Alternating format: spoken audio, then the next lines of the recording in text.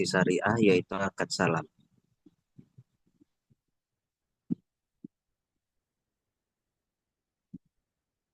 Satu, pengertian akad salam. Salam berasal dari kata as-salam yang artinya pendahuluan. Karena pemesan barang menyerahkan uangnya di muka.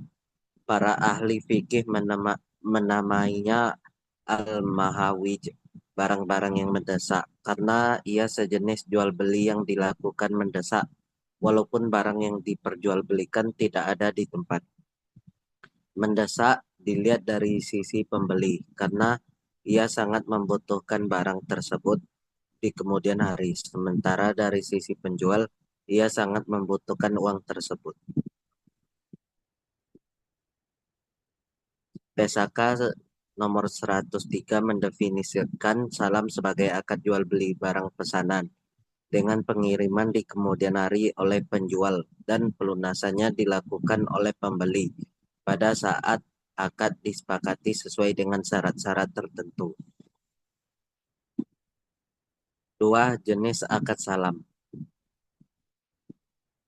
Salam adalah transaksi jual beli di mana barang yang diperjualbelikan belum ada ketika transaksi dilakukan. Pembeli melakukan pembayaran di muka, sedangkan penyerahan barang baru dilakukan di kemudian hari. Dua, salam paralel.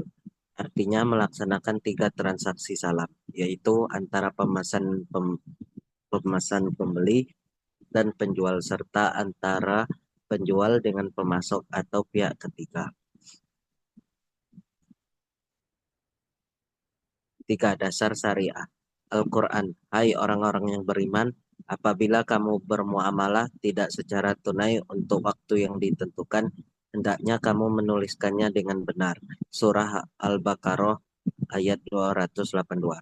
Hai orang-orang yang beriman, penuhilah akad-akad itu. Quran Surah Al-Maidah ayat 1.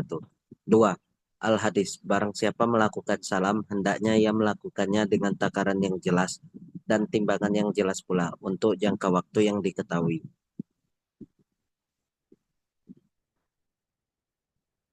4. Perlakuan akuntansi PSAK 103. Akuntansi untuk pembeli. Hal yang harus dicatat oleh pembeli dalam transaksi secara akuntansi. Pengakuan piutang salam diakui pada saat modal usaha salam dibayarkan dan dialihkan kepada penjual modal usaha dalam disajikan sebagai piutang salam. Dua, pengukuran modal usaha salam. Modal salam dalam bentuk kas diukur sebesar jumlah yang dibayarkan. Penerimaan barang pesanan. Jika barang yang pesanan sesuai dengan akad, maka dinilai sesuai nilai yang disepakati. Jika barang pesanan berbeda kualitasnya, nilai wajar dari barang pesanan yang diterima nilainya sama atau lebih tinggi dari nilai barang pesanan yang tercantum dalam akad, maka barang pesanan yang diterima diukur sesuai dengan nilai akad. 4. Denda yang diterima dan diberlakukan oleh pembeli diakui sebagai bagian dana kebajikan.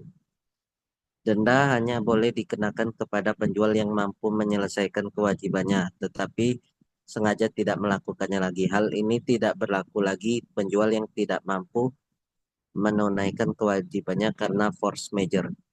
5. Penyajian. Pembeli menyajikan modal usaha salam yang diberikan sebagai piutang salam. B. Piutang yang harus dilunasi oleh penjual karena tidak dapat memenuhi kewajibannya dalam transaksi salam disajikan secara terpisah dan piutang salam. Yang C. Persediaan yang diperoleh melalui transaksi salam diukur sebesar nilai terendah biaya perolehan atau nilai bersih yang dapat direalisasi.